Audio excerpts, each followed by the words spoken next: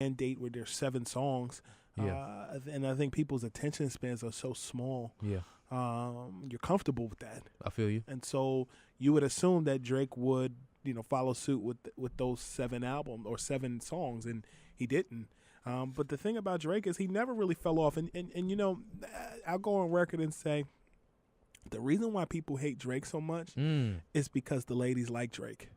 Yes. Like, if you really want to be real, Drake has an LL Cool J appeal. I feel that. Because LL is not making music for the streets. LL is making music for the clubs. He's making it for the women to put in their Instagram captions. Yeah. And I also think the realest thing he said was when he was talking about how women take pictures or people take pictures at places and then post them on social media later. It shows you how shallow people really are. That when I heard that whole verse or that whole the subsequent lines that he went through, the whole soliloquy, I was like, yeah, there you go. Use your synonyms. Alliteration. When he went through that, I was like, oh my God, because there are like 5-6 people we can hit up that we all know who do this. Facts only. Yeah. Something funny. I ain't messing with you today. I ain't messing with you today whatsoever, man.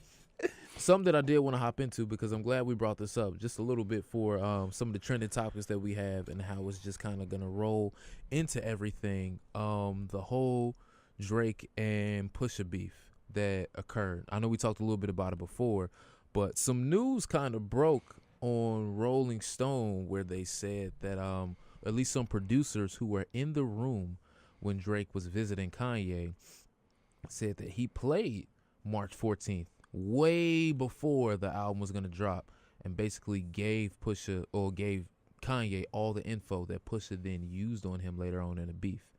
In a sense to say, Drake went to go write for Ye, then left, came back, and was like, oh, I'm going to tell you everything that's going on, how I'm going to roll my project out. When he came back is when Kanye said, oh, everybody's going to put out an album this month. Everybody's going to do this.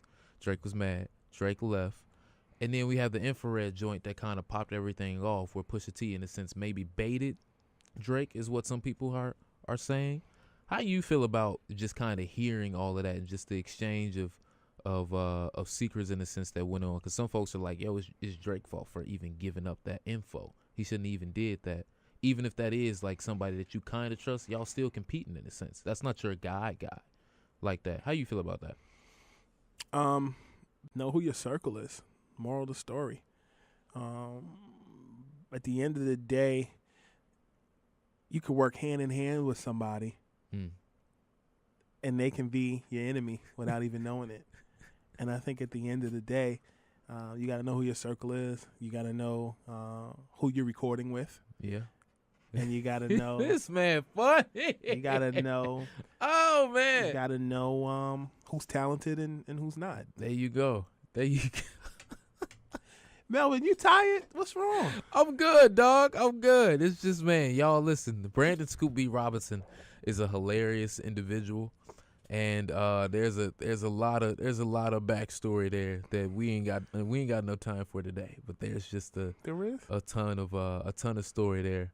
Overall, you funny.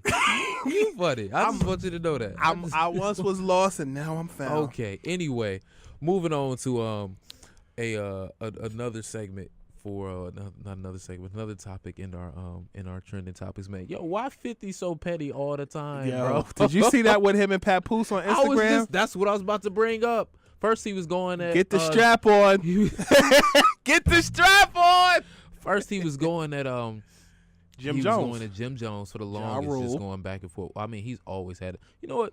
Ja Rule seems to be the one that always brings that back up. Because every time that 50's like done with him, Ja Rule will come back and be like, yeah, but y'all know I won that beef or I won that battle, right? Ja Rule, you still got to pay money for that festival that went AY. So I need you to figure that out first. And then we can kind of come back and have a full circle moment and then talk about that. It's amazing, though, when you look at the whole 50 and Ja Rule beef. Mm-hmm.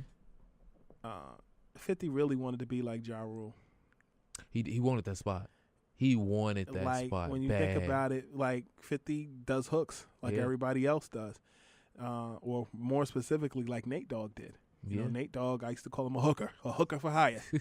But then, God rest Nate Dogg. But, the 50 ended up, doing hooks on with the candy shop and stuff with Lloyd Banks. And all that stuff he was going to him for. He was like, oh, let me hold that real quick. But it's like, sometimes in life, you have to kind of attack what you really want to be and learn from those people and take something from them and go on. You funny. Hold that thought. WHCR 90.3 FM, New York. Yes, you do have to attack it that way. And you create your own situation, and things are better when you do it. And I think for 50, G-Unit took off from that point. But I think that when you look at 50, I think, this is the time of the year, summertime, basketball's over.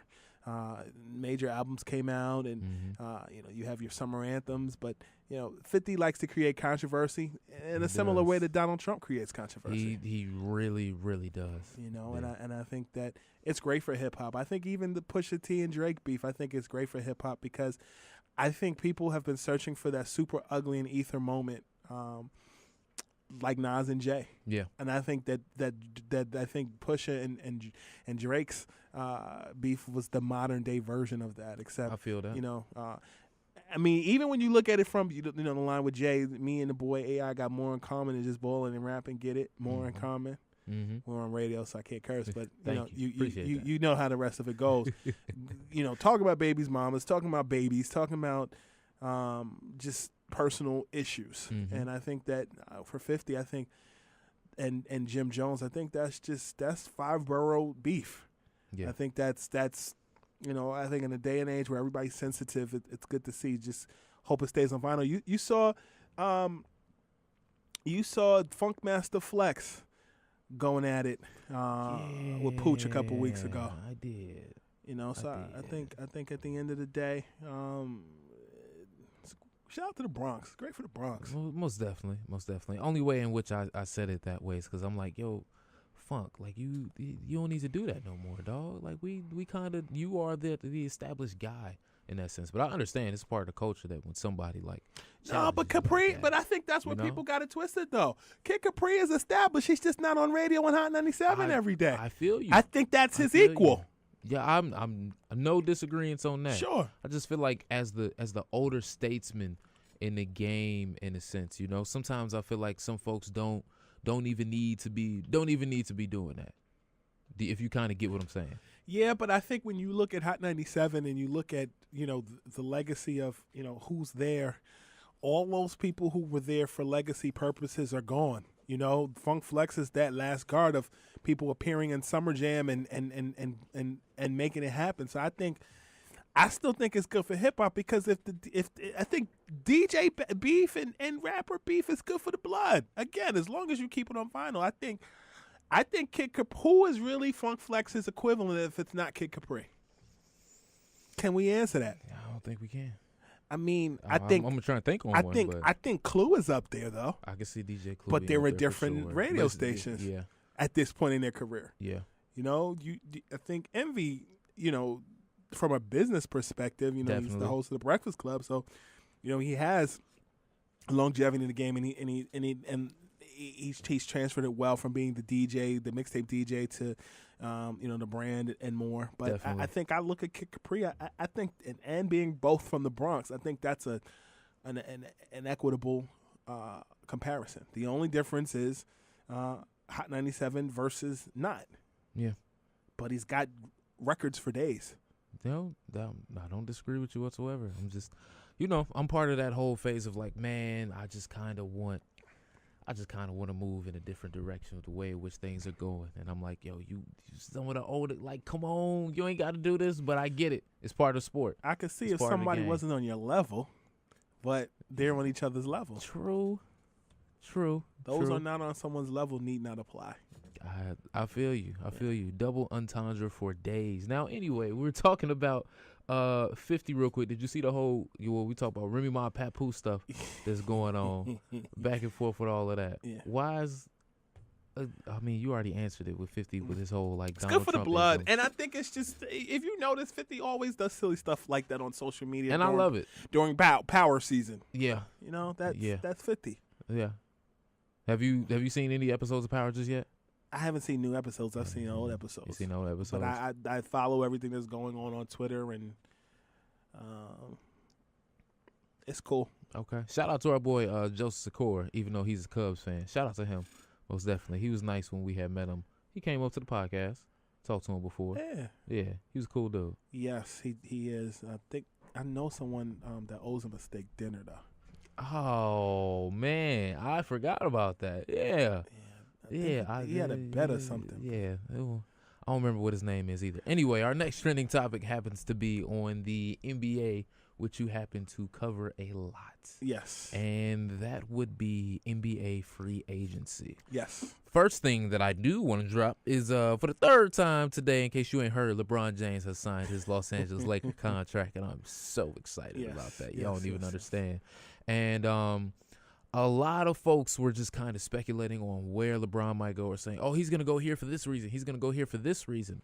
But Brandon Scoop B. Robinson happened to be somebody that was kind of working behind the scenes a little bit and had some pertinent information beforehand. So can you just kind of tell us? I mean, we talked about it a week before. I actually saw you. We had brunch at a diner. Yep. I had to hold a lot of that down because I was like, man, I could tell some of these secrets. So look, you were but like, I gotta wait. It's funny. Me and you had seen each other like a week before, and you were like, don't blink if LeBron is going to the Lakers.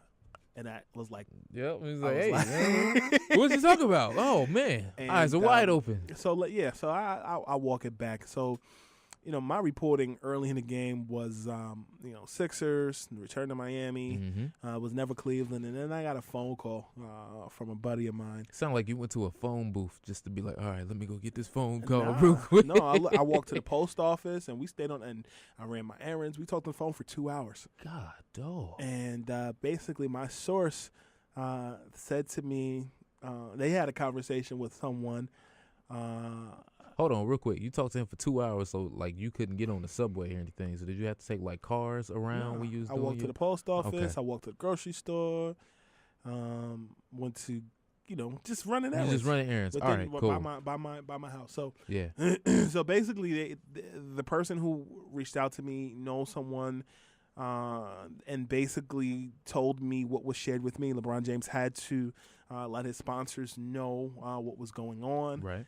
Certain select sponsors, and essentially what was happening behind the scenes was LeBron was going to release a trailer, and which would announce where he was going. And in this particular trailer, the contents of that trailer would be associated with Space Jam. Yeah. And he was supposed to be using his uninterrupted platform as well as Instagram TV, newly launched, to do so. Yeah. And basically the plot of this trailer and or movie was LeBron rescuing sports memorabilia that was stolen. It sounds more like O.J. Simpson than it does LeBron James.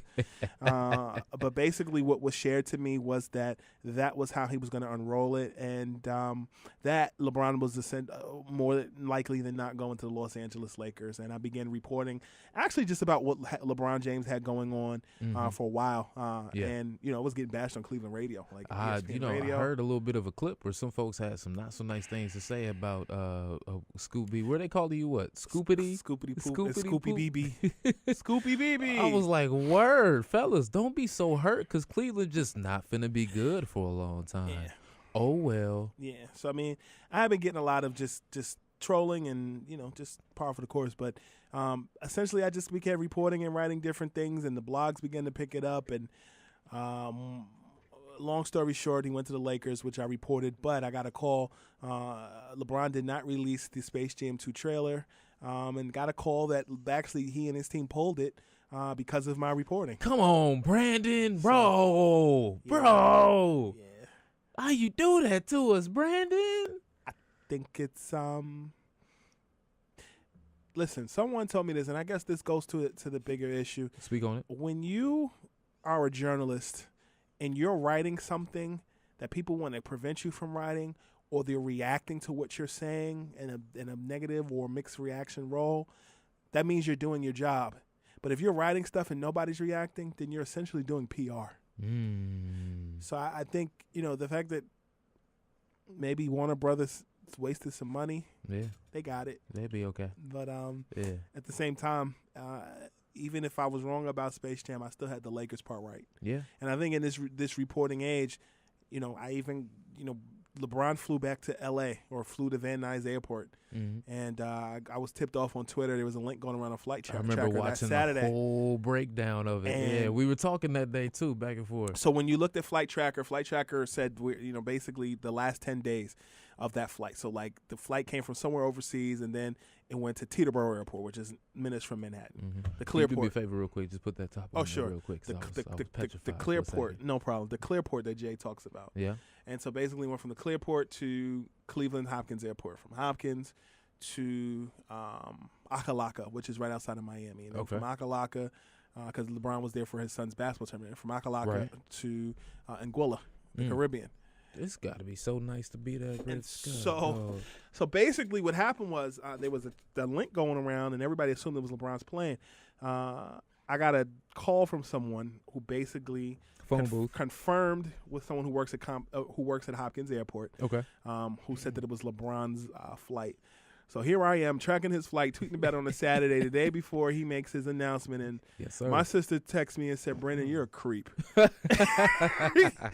And by the time he landed, there was an ABC 7 LA plane hovering above. Like they showed the people behind the gate. And I was like, yo, this is crazy. Yeah, and it was like, listen, when I get my big house, I'm framing the picture of he and his wife like getting off the plane and going to where they're going, because I'm glad I got it right. Yeah. There's a lot of scrutiny I was getting because of my reporting, and people thought I was like shamming. But when you're reporting news and you're gathering information, it's an ongoing, especially with someone of LeBron James's character or LeBron James's stature.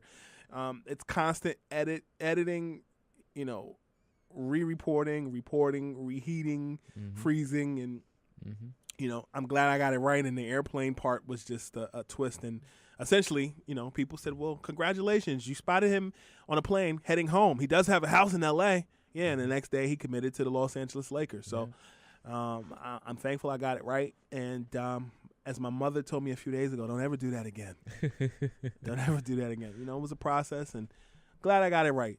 I think that Paul George going to the Thunder at the midnight hour on July 1st changed the trajectory, but I got a call about that. And essentially, Paul George pulled out of the 25th hour and, decided to go elsewhere. Yeah. I also had just from some pure speculation I had done, but before I even hop into that, sorry, Cleveland. But I hopped into just going back and forth through doing some digging of my own, and I happened to see that Mr. George's agent, same agent that represents Julius Randle, who recently signed with the New Orleans Pelicans, and who also happens to represent a certain guard for the Brooklyn Nets called D'Angelo Russell, and that there might be a bit of mixed feelings in how that whole thing went down that might have played into or been a factor for why Mr. George. I mean, when you look at the Lakers re-signing Kentavious Caldwell Pope, that the opposite part is he's represented by Clutch, the same company that LeBron is represented by, and his agent is Rich Paul. Yep. So I mean, there's the relationship part that goes into agents dealing with presidents of basketball operations, general managers, and more. Kentavious Caldwell Pope was signed by the Lakers last summer after dealing with a legal issue, which he fixed. Yeah. So, I mean, I think at the end of the day, it's all about relationship. And, luckily for Kentavious Caldwell Pope, he's still a Laker. And, anybody who plays for LeBron is going to shoot at volume.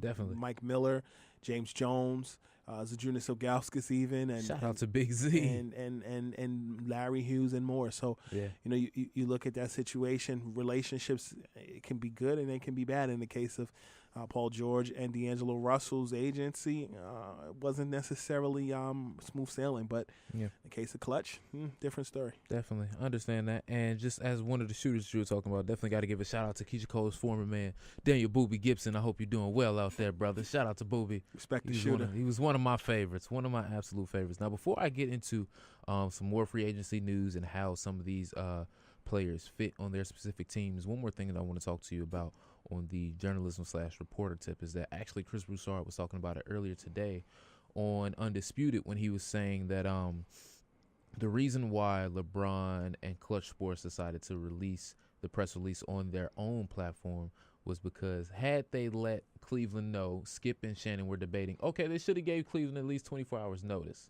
And Chris Broussard came out and said, no, because Kobe Altman would have texted Adrian Wojnarowski and he would have broke the story right then and there. And that's not controlling the narrative, which LeBron likes to do and is afforded the ability to be able to do so. Now, how much do relationships play into the information that reporters will get from people who are in those front office positions? Because I didn't even know he was saying that some people, as they're sitting there getting fired, if they have a good enough relationship with the reporter, will let the reporter know right then and there. So before they even walk out the office, the story's already broken and they can walk out and start doing whatever it is they got to do. Relationships are very important. I will tell you that whoever said that about the press release is right. That was Chris Broussard.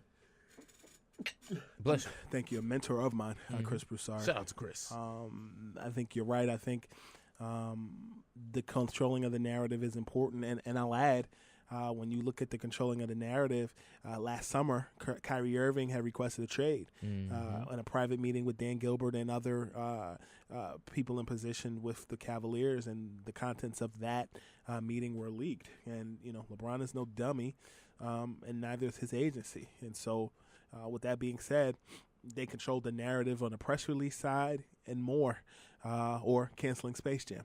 Yep. But I'll add for now. I'll add that when you talk about the relationship part, I will tell you that players and players' relationships with media people and maybe their friends or more helps you tell a story too. Yeah. For example, there was a report that came out a few days ago that said that Kyrie Irving never wanted LeBron James on his team. And I will tell you that I spoke with someone over the weekend that said that narrative is false.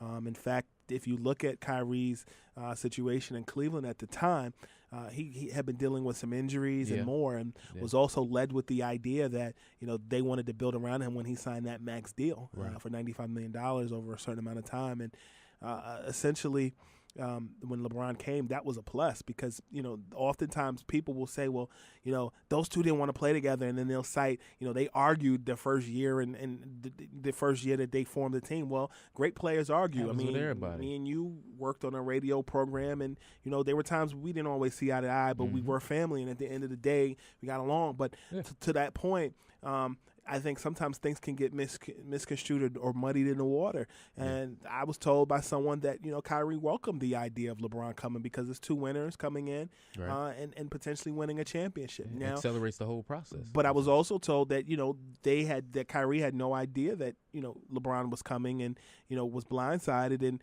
expected that they were going to build around him and Deion Waiters and Andrew Wiggins and others. Yeah. But that Kyrie welcomed the idea of LeBron, coming. So I think oftentimes you got to be careful the information that people are giving you. Yeah. Because it can be biased, it can be leaked, and sometimes agents play journalists to get their message across. True. I feel like just me personally, I feel like some of that may be happening with what's going on in the San Antonio situation. Oh, for sure. But we'll get into that a little bit more after some more of these songs up next. What I got right now for y'all, Diamonds Are Forever by Kanye. He named his daughter Chicago West. Let's go ahead and tune into it. WHCR 90.3 FM New York, the voice of Harlem. Let's go. Yo, ladies and gentlemen, remember you are tuned in to The Alternative with your man Melvin Taylor. I right here on WHCR 90.3 FM New York. Shout out to Cardi B. That record is fire. Also, shout out for her album Invasion of Privacy, because that album is fire as well. And, it seemed like as fast as everything moves nowadays, don't forget, ladies and gentlemen, I got my man Scoop B, Brandon Robinson here. It seemed like she been pregnant for forever with as fast as things be moving nowadays. But looking out for an article when she pops that baby. Oh, okay. Go to scoopb.com. Check out the blog. We've been firing out some fire posts from scoopb.com. I got picked up by a couple of publications today. But when that baby comes, you got some fire to give to us. All right, definitely. So, ladies and gentlemen, make sure you check out for Scoop B Radio when Cardi B does have her baby. Shout out to her and Offset for that. And Brandon Scooby Robinson gonna have some more info for you. Now, I want to just hop back into A little bit of NBA talk before we go into some more music for the show, and just talk about some of the fits that with some of the new additions of people on their team. But first thing, before I even jump into any of the signings, specifically LeBron James, I ain't sorry, Cleveland. Yo, when the plane, when the plane, I see him. Yo, Kyle's back here. It's funny because when I was tweeting about that whole LeBron James thing with the plane, when it landed on flight tracker and it said that it landed, I screenshotted it saying, the flight landed, and I put hashtag the land. I remember that. I remember we was talking and he sent me that. He was like, "Hey, you peep what I did?" I was like, "That was nice there. That was nice right there." I'm mostly just doing this just so that way I can just look at those Cleveland broadcasters in the eyes and be like, "I'm not sorry. Go holler at your owner." Now, first thing I want to hop into real quick is Kawhi Leonard. Before I even talk about any other signings, can you just kind of give some folks a background or a quick tidbit on like what exactly is going on over there, because it seems to be uncharacteristic for this to happen? I think the biggest thing for Kawhi Leonard and the Spurs overall is Greg Popovich has had the luxury of being a long tenured NBA coach since like 95 or 96 when Larry Brown left, and he kind of runs that system like a college coach. And the coach is the sun rises and sets on what's going on, and I think you saw it last year with LaMarcus Aldridge, where he wasn't really agreeing with everything going on with that organization, but he was respectful. Right. And I think in this instance, Kawhi Leonard has won an NBA Finals MVP. He has won championship with the Spurs, and one of the best two-way players in the NBA. Knows his worth. He's everything that Richard Jefferson was supposed to be. Good point. Yeah, and I think really and truly, I think he and Pop didn't see eye to eye, and the hamstring injury is a difficult injury to recover from. And Chris Paul, and ironically, Tony Parker, who's now a member of the Charlotte Hornets, correct, his former teammate. And some have said that the straw that broke the camel's back was when Parker publicly criticized Kawhi, and a lot of these younger guys don't like constructive criticism, and all that being said, was swept under the rug last summer. Stephen A. Smith reported that that there was mutual interest between the New York Knicks and Kawhi Leonard, and carried into this season. And all points indicate that the Philadelphia 76ers, as well as the Boston Celtics, are the top teams that could acquire Kawhi. Mainly, you look at the Sixers. Brett Brown, their head coach, there's a relationship there as a staffer and as an assistant coach, who won multiple championships with the Spurs, and has a relationship with Kawhi Leonard, has a relationship with R.C. Buford, and the others, San Antonio Spurs brass. But then when you look at the Boston Celtics, they have a lot of tradable assets. When Kyrie Irving met with the Cleveland Cavaliers last summer, the Spurs were on his wish list, as well as the Knicks and other teams. And I think that with Kyrie being a pending free agent next season, the Boston Celtics don't want to walk with nothing. So I think there's tradable assets there. A Jaylen Brown or a Kyrie Irving going to and some draft picks going to the Spurs in exchange for Kawhi Leonard. But then you look at the Sixers, and there are some tradable assets there as well. Not named Ben Simmons or Joel Embiid. But I think that it's going to be very interesting to see what happens. But I can tell you, that Kyrie Irving, essentially one way or another, will find his way with the New York Knicks.